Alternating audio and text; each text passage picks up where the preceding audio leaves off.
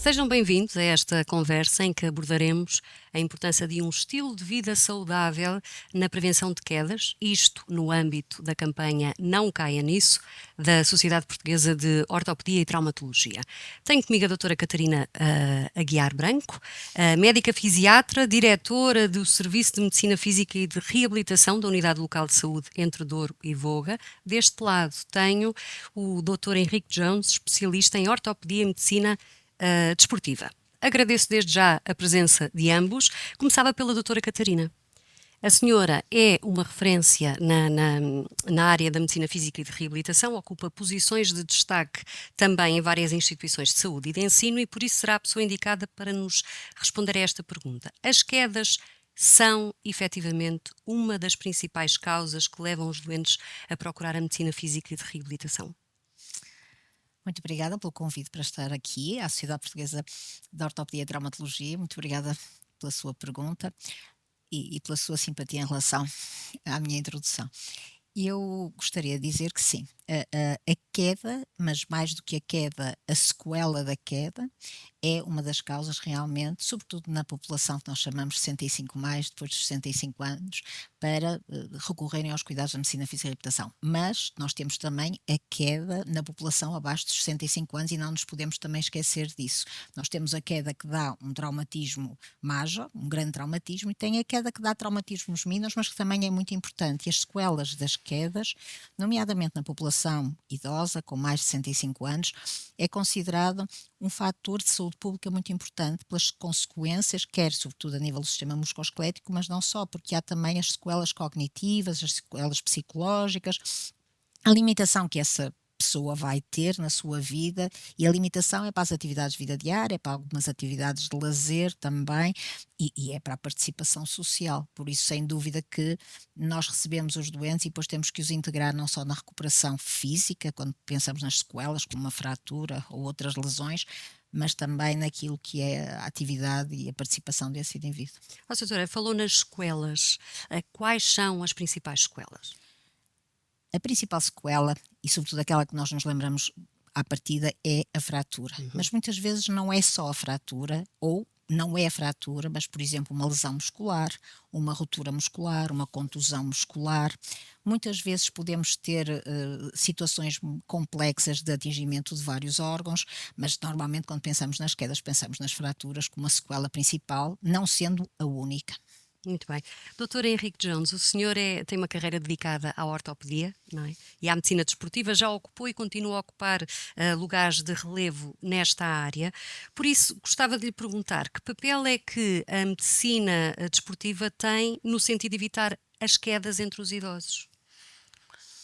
Também agradecer à Sociedade Portuguesa de Ortopedia e Traumatologia o convite, agradecer à moderadora pela simpatia e saudar a minha colega que de estima há muitos anos, brilhantemente tem vindo a fazer a sua carreira na medicina física e reabilitação. Ora bem, o que é que a medicina desportiva pode fazer no aspecto da prevenção? Para já uma primeira coisa, a especialidade de medicina desportiva foi alterada a sua designação este ano e agora chama-se a especialidade de medicina desportiva e do exercício. E porquê? Exatamente por causa disso. Pela prescrição do exercício como orientação e como prevenção de determinado tipo de patologias, nomeadamente as patologias crónicas, nomeadamente patologias do foro endócrino, nomeadamente patologias do foro inclusive oncológico, e portanto o exercício é uma das vertentes importantes da medicina desportiva no que toca à prevenção. E na prevenção nós sabemos que temos 3 graus de prevenção. Uma prevenção primária em que nós temos que saber e elucidar os nossos pacientes sobre quais são as hipóteses de ter uma determinada lesão. A prevenção secundária em que, depois de diagnosticado, tratamos essa lesão.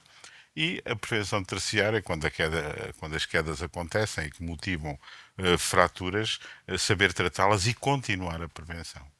Eu estou muito à vontade de um lado e do outro, como cirurgião ortopédico opero muita traumatologia e, por outro lado, como médico do desporto, também tento que não me caiam nas mãos esse tipo de situações para tratar.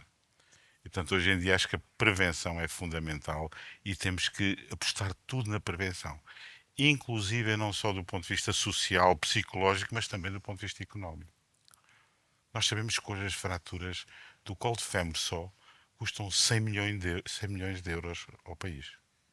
Com internamentos, com cirurgias, com continuados, com reabilitação. E isto também tem que nos fazer pensar um bocadinho no investimento na prevenção ao invés dos custos do tratamento.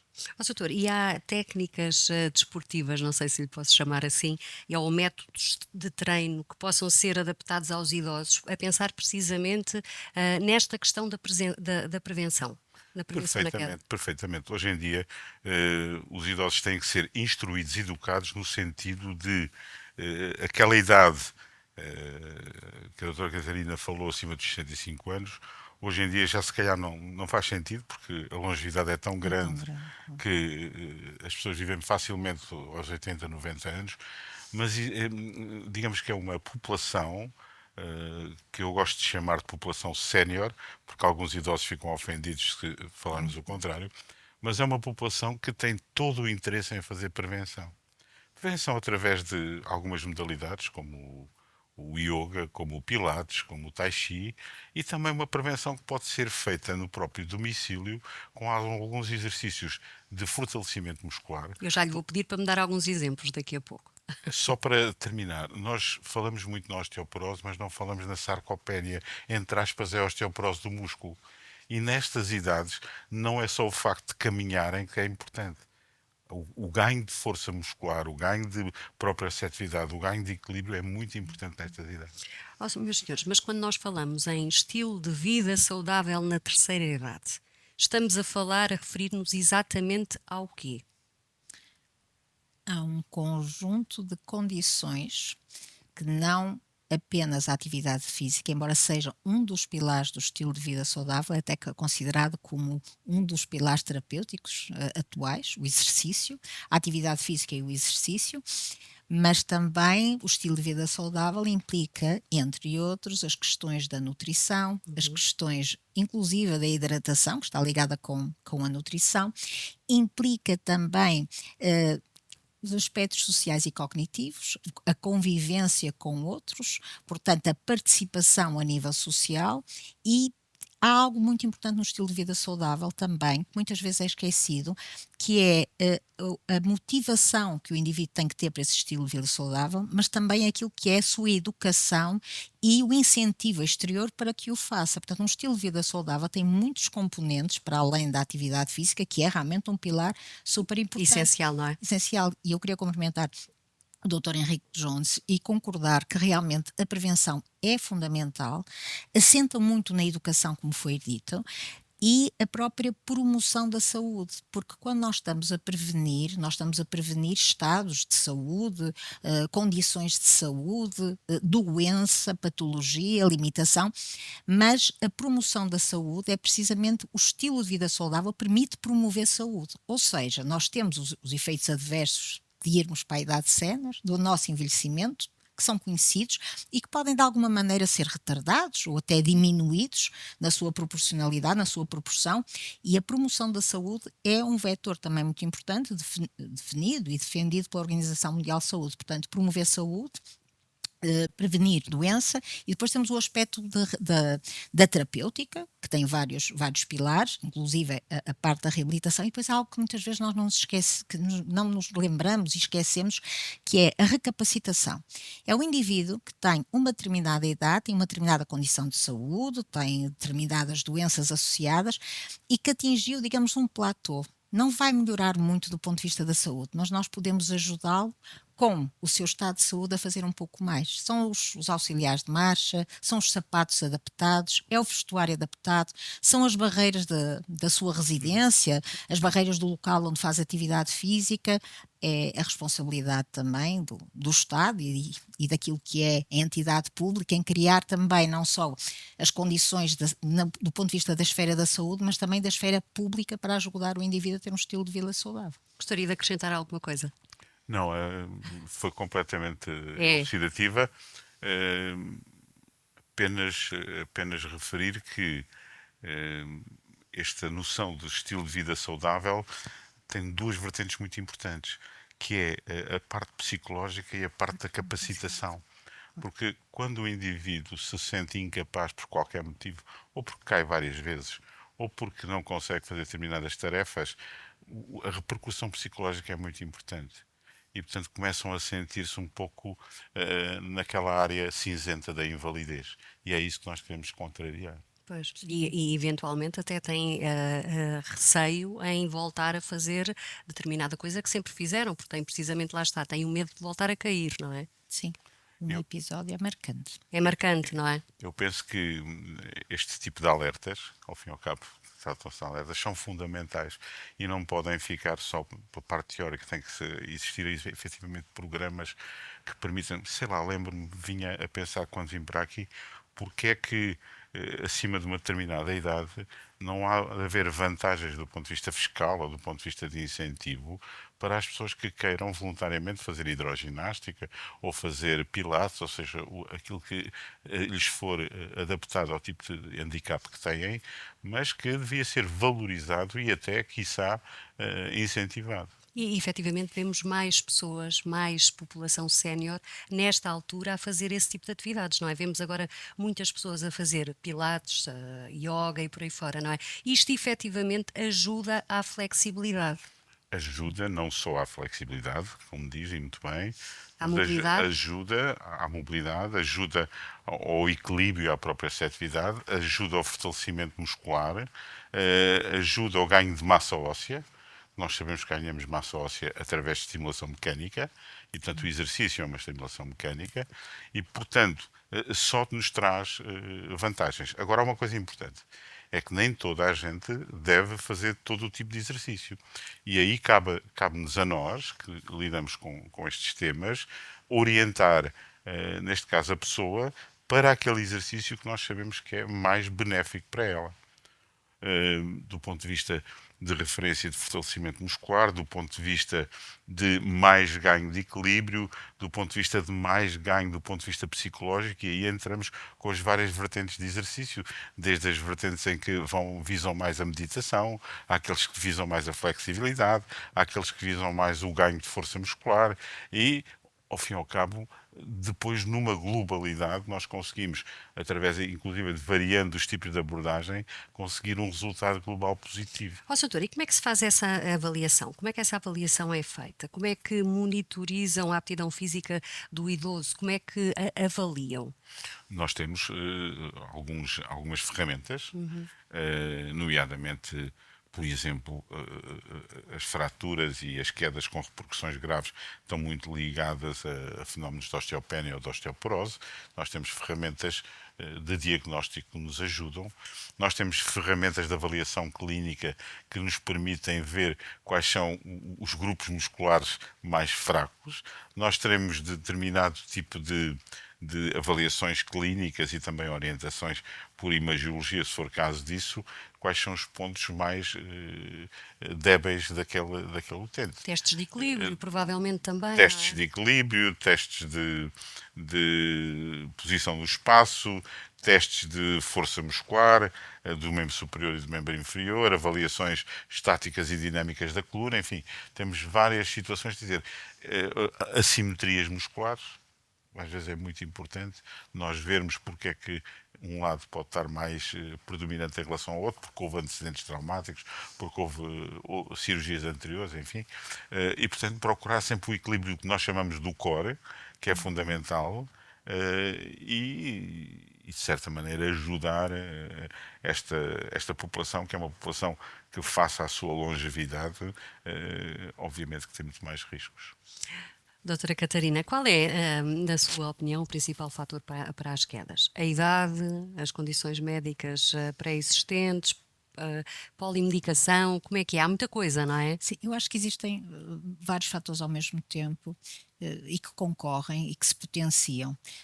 primeiro os fatores relacionados com o próprio indivíduo, já foi falado da diminuição da força muscular, da sua resistência muscular, da sua agilidade, da sua flexibilidade, do seu equilíbrio, as alterações da sua postura, mas há também outros componentes, não só estes musculoesqueléticos, mas, por exemplo, alguns déficits relacionados com a visão e com a audição, que são muito importantes. E que na população, e não precisa ser 65 mais, sénior, pode ser na população com menos idade, isto pode acontecer. E depois há outras associações que têm a ver precisamente com as doenças que o indivíduo tem, com a polimedicação.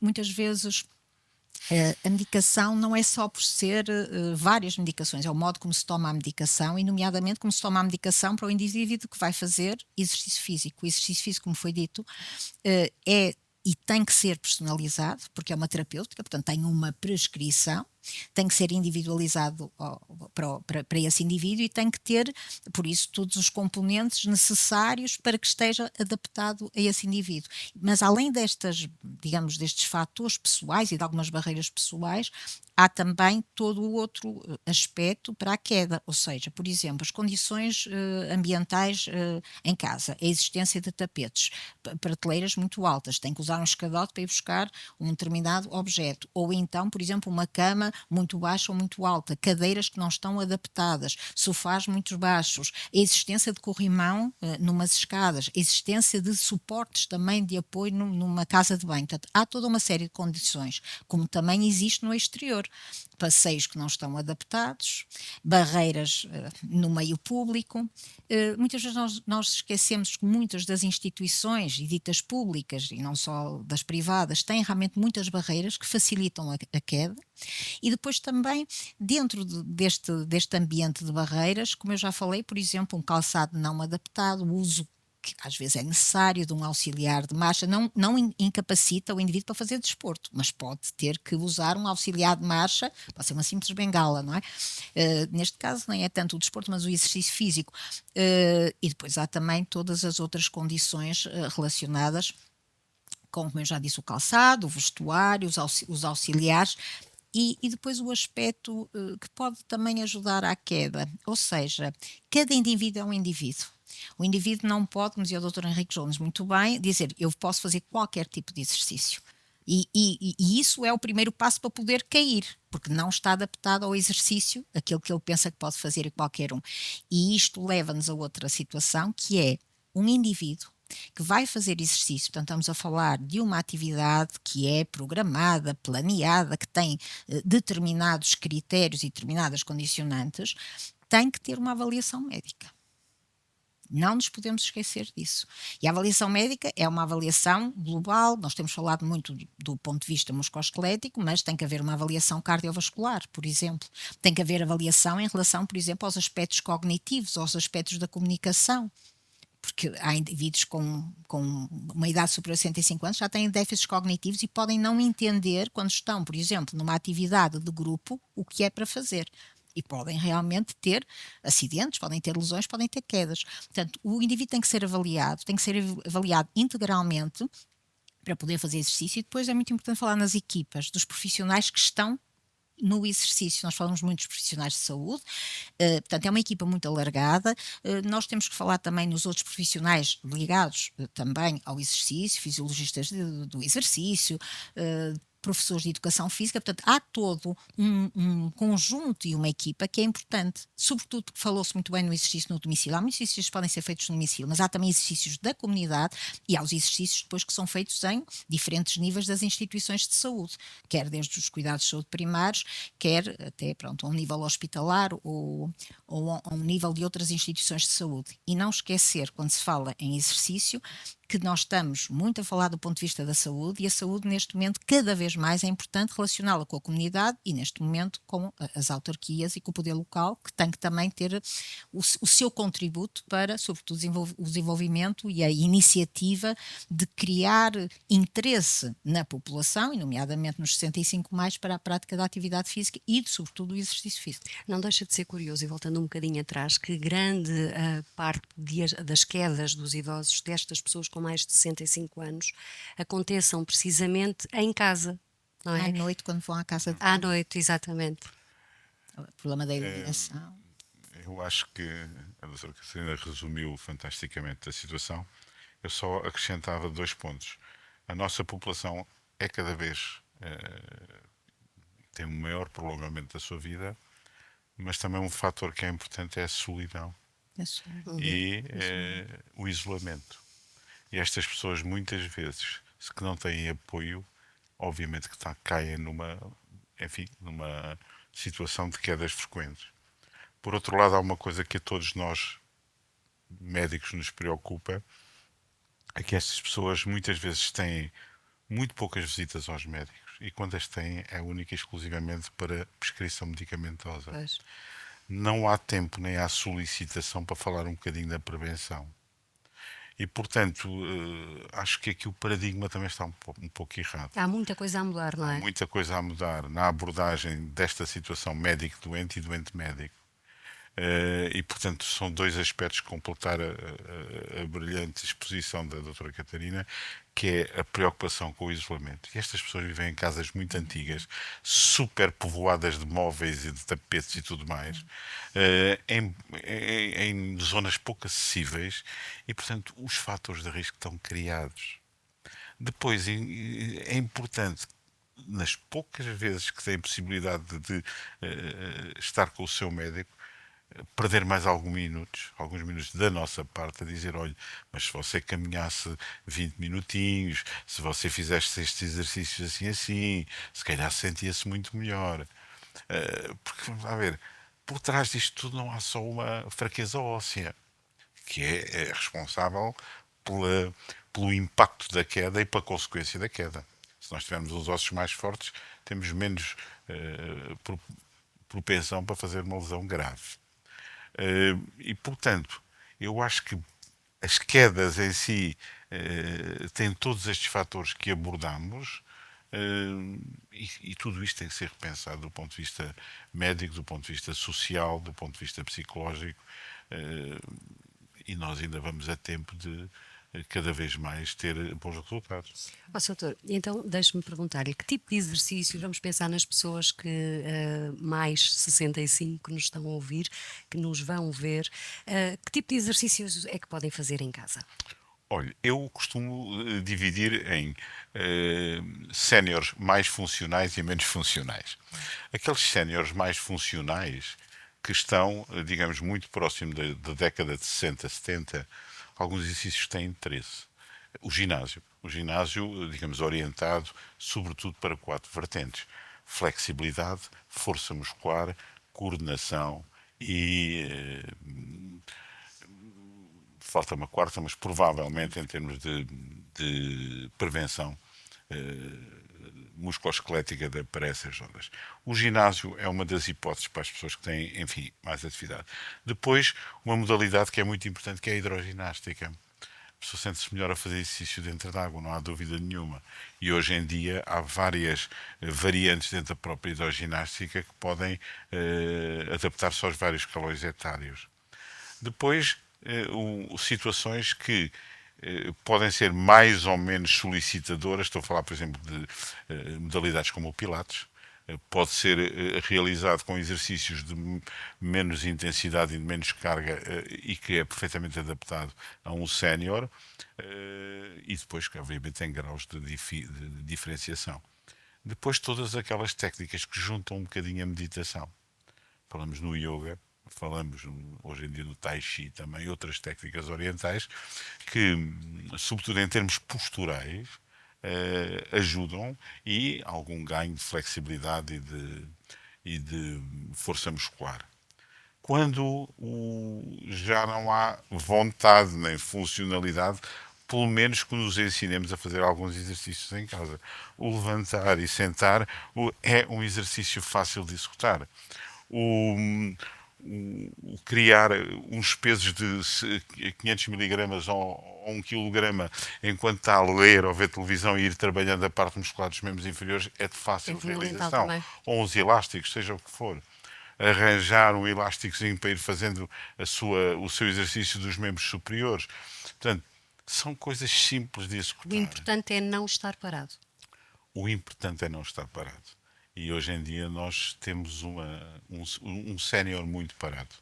nós queremos ver os nossos séniores a movimentar-se do ponto de vista musculoesquelético e a movimentar-se do ponto de vista, obviamente, do ponto de vista cerebral. O que não deixa de ser triste, ao fim e ao cabo, não é? Porque Portugal é um país, já muitos o disseram, é um país de velhos, não é? Envelhecido. Muito envelhecido, não é? Portanto, deveria haver aqui, se calhar, efetivamente, como dizia, uma política mais de prevenção, não é? Se nós sabemos que as quedas são efetivamente um problema grave, não é? E Deveríamos, as expectativas desculpa, são cada vez claro, digamos, piores no screening da evolução da longevidade. E por isso nós cada vez mais temos que acarinhar os nossos séniores.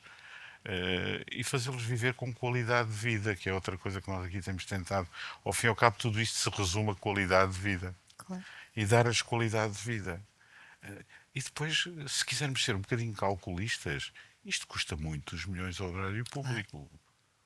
Nós temos, grosso modo, temos à volta de 20 mil fraturas de colo de fémur por ano. Nós temos mais umas 20 mil fraturas lombares ou do rádio. E isto custa muito dinheiro. Porque depois, como a doutora falou e muito bem, não é só o diagnóstico e o tratamento, a correção cirúrgica. É que a correção cirúrgica, mesmo por muito bem feita que seja executada, traz uma reabilitação que tem algum tempo. E nós sabemos muito bem que a reabilitação muitas vezes também tem dificuldades em dar resposta, sobretudo a nível do Serviço Nacional de Saúde.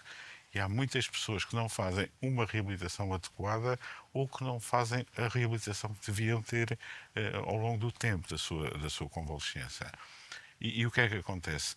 Lá está, vem o tal imobilismo. E se não há uma reatividade inicial, então perdemos tudo o que ganhámos com a cirurgia. Acho que a doutora concordará comigo. Não é? Concordo, doutor Henrique. Nós, quando olhamos para o problema da prevenção da queda e andando um bocadinho mais para trás, a educação e a prevenção têm que começar mais cedo. Eu acho que se começarmos a educar populações adultas e não só adolescentes, e não só, e mesmo as crianças, para a atividade física, para o exercício e até para a prevenção da queda, porque também podem cair, nós estamos a contribuir para que numa idade mais avançada se tenha uma consciencialização da prevenção da queda e se tenha a consciencialização que temos que ter atividade física por tudo o que são os benefícios do exercício. Mas como estava a dizer, a partir do momento em que nós temos um problema de saúde pública que é as sequelas das quedas, e isto custa, realmente tem muitos custos do ponto de vista da economia em saúde, deveremos também ser responsáveis no sentido de mais educação e também de criar, quando as sequelas aparecem, as condições para que a recuperação dessa sequela, seja do ponto de vista agudo, numa cirurgia, num pós-operatório ou numa reabilitação mais prolongadas, elas existem. Nós sabemos que, no caso da minha área, quanto mais precoce for a reabilitação, melhor são os resultados e, sobretudo, não é só os resultados em relação àquele episódio, mas também a possíveis outros episódios para a promoção da saúde, para a prevenção de novas sequelas e, portanto, há todo um conjunto muito importante de aspectos em que a reabilitação existe como terapêutica e também na parte da capacitação e da recapacitação. Por isso, o Estado tem aqui um papel muito importante, porque nós estamos a falar de custos da saúde públicos e o Estado tem a responsabilidade, como diz a Organização Mundial de Saúde, de que a reabilitação é um direito universal e todos devemos ter direito a essa reabilitação para a nossa condição de saúde e para o que precisamos. Isso é fundamental. O ano passado, e para terminar, a Organização Mundial de Saúde fez na sua Assembleia Geral, portanto, a saída de uma resolução em que todos os Estados do mundo, e todos aqueles que estavam presentes assim assinaram, mas que todos os Estados do mundo devem de realmente criar condições para que a reabilitação seja desenvolvida nos países em que é menos desenvolvida, seja potenciada nos que existem, por aquilo que todos nós sabemos que são os ganhos em saúde com a reabilitação. Porque podemos operar muito bem, mas depois, se não houver reabilitação em muitas das situações, e há diferentes níveis de reabilitação, sem dúvida, não é? Os ganhos serão menores. Muito bem. Nós estamos a terminar, mas para concluir, eu pedi a ambos uma mensagem final dirigida não apenas à nossa população sénior, mas também aos seus cuidadores e às famílias. Deixe-me dizer só o seguinte: houve um aspecto que não focámos aqui indiretamente, que é o problema da obesidade. Da obesidade, do excesso A de peso. obesidade é um fator crucial também na gênese destas quedas, porque a pessoa obesa tem menos capacidade de equilíbrio, muito mais menos tendência para cair, para não é? cair. Portanto, a obesidade é uma das coisas que concomitantemente tem que ser prevenida nesta perspectiva. Finalmente, uma coisa que me é de muito agrado é a transição que existe entre o atleta, que normalmente tem uma vida de prática desportiva ao longo do seu percurso, e que chega a uma determinada altura da vida e desistiu daquilo que fazia. E hoje em dia nós sabemos, mesmo em atletas de alta competição, quando fazem a sua paragem desportiva, têm tendência ao aumento de massa muscular. Têm tendência a vir ao de cima toda a sintomatologia dos problemas degenerativos articulares que têm. E, portanto, uma das mensagens é o antigo atleta que não deixe de continuar a praticar desporto, embora de menor intensidade, embora digamos, adaptado à sua condição em termos de idade. E a outra situação que é importante é motivar as pessoas. Porque se há pessoas que só, por exemplo, gostam de desportos de grupo e já não conseguem jogar futebol, então por isso surgem modalidades que têm que ser divulgadas, como o walking futebol, andar com a bola à frente.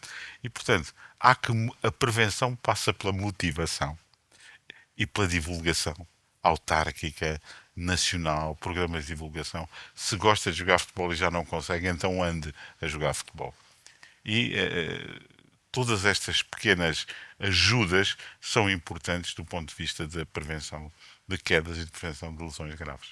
Muito bem. Doutora Catarina, para terminar, uma mensagem. Na continuidade do que o Dr. Henrique Jones disse muito bem, a educação é fundamental em todas as faixas etárias. Nós só teremos idosos mais saudáveis e com menos quedas se tivermos prevenção e educação. Portanto, a literacia em saúde é fundamental neste momento, sem dúvida.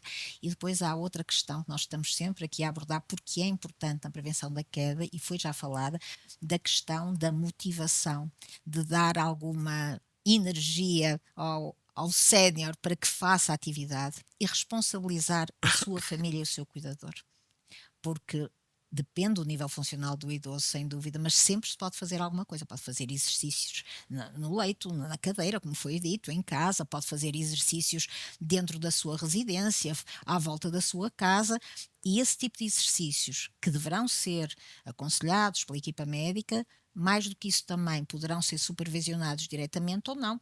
Bem sei que nem toda a população tem literacia digital, mas hoje em dia existem muitos meios digitais para que as pessoas possam aceder a exercícios simples para fazer. Portanto, a minha mensagem é atividade física, educação, literacia e fomentar em todos os níveis, não só nos níveis mais institucionais da saúde, mas também nos níveis da promoção, e eu falei das autarquias, mas também a nível nacional, fomentar realmente meios de comunicação e informação.